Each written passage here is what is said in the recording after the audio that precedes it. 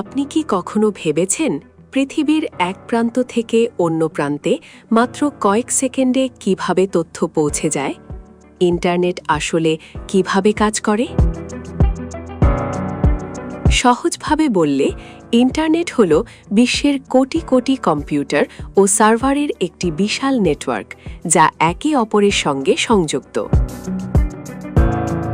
ধরুন, আপনি আপনার ফোনে একটি ওয়েবসাইট খুলতে চান। যখন আপনি সেই ওয়েবসাইটের ঠিকানা লিখে সার্চ করেন, তখন আপনার ডিভাইস একটি অনুরোধ বা রিকোয়েস্ট পাঠায়। এই রিকোয়েস্ট প্রথমে আপনার ইন্টারনেট সেবা প্রদানকারীর কাছে যায়।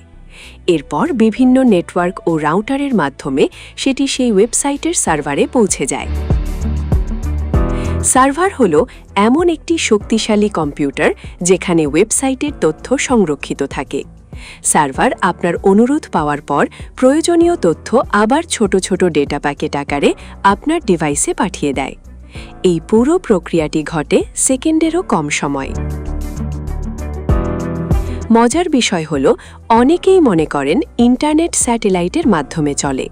বাস্তবে বিশ্বের বেশিরভাগ ইন্টারনেট ট্রাফিক সমুদ্রের নিচে থাকা হাজার হাজার কিলোমিটার দীর্ঘ অপটিক্যাল ফাইবার ক্যাবেলের মাধ্যমে আদান প্রদান হয়। এই ক্যাবেলগুলো আলোর গতির কাছাকাছি গতিতে তথ্য বহন করে, যার ফলে আমরা মুহূর্তের মধ্যেই ভিডিও দেখতে, মেসেজ পাঠাতে বা ওয়েবসাইট ব্যবহার করতে পারি। তাই সহজভাবে বললে, ইন্টারনেট হল crore crore device, server, router এবং ফাইবার অপটিক ক্যাবেলের সমন্বয়ে গঠিত একটি বৈশ্বিক যোগাযোগ ব্যবস্থা, যা আমাদের পুরো পৃথিবীর সঙ্গে যুক্ত করে রেখেছে। ডেস্ক রিপোর্ট, কাল প্রকাশ।